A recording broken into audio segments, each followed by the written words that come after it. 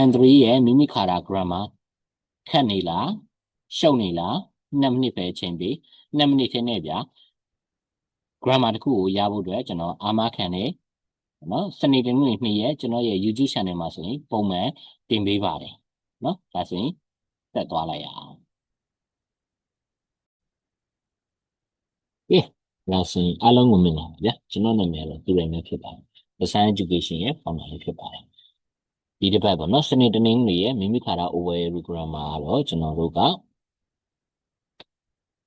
ဒီပု္ပ္ပာနံပါတ်ပေါ့နော်80ပေါ့နော်ပု္ပ္ပာနံပါတ်80ဖြစ်တဲ့ကျွန်တော်မုခိဆိုတဲ့စကားလုံးကိုသွားပါမယ်ပေါ့နော်မုခိပေါ့နော်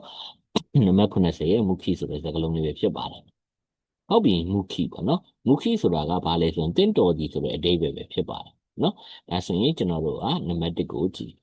သူကဘာလဲဆိုရင်ကျွန်တော်တို့သူ့ရဲ့ email ဒီနာနီနာနီနီကျွန်တော်တို့ကတက်ခိရှိတဲ့ဤလို့ဆိုနာနီနာနီနဲ့တင့်တော်တယ်လို့ပြောထားတယ်ပေါ့နော်သူ့ရဲ့ဆက်ဆွဆိုကိုဒီနောင်နဲ့ပဲတွဲပါတယ်ပေါ့နော်နောင်မူခီလို့အလွယ်ချက်လိုက်လို့ရပါတယ်ဟုတ်ပြီဒါဆိုရင်နံပါတ်1ကိုကြည့်ရအောင်ပေါ့နော်ခိုတိုးမူမူခီ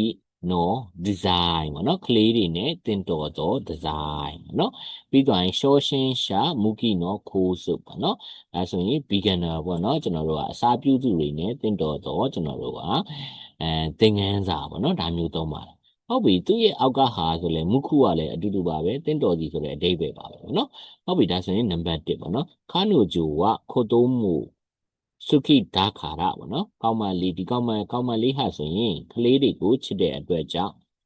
ဟိုဤခုရှိနိမူတဲ့ဤလူအမိုးပေါ့နော်နေထိန်ကလေးချောင်းနဲ့အလုံးနဲ့ပေါ့နော်တင့်တော်တယ်လို့ထင်တယ်ဆိုတဲ့အဓိပ္ပာယ်ပဲဖြစ်ပါတယ်အားလုံးကိုကျေးဇူးတင်ပါတယ် Like and subscribe ခေါင်းလုံးလေးနှိပ်ပေးခဲ့ပါဦး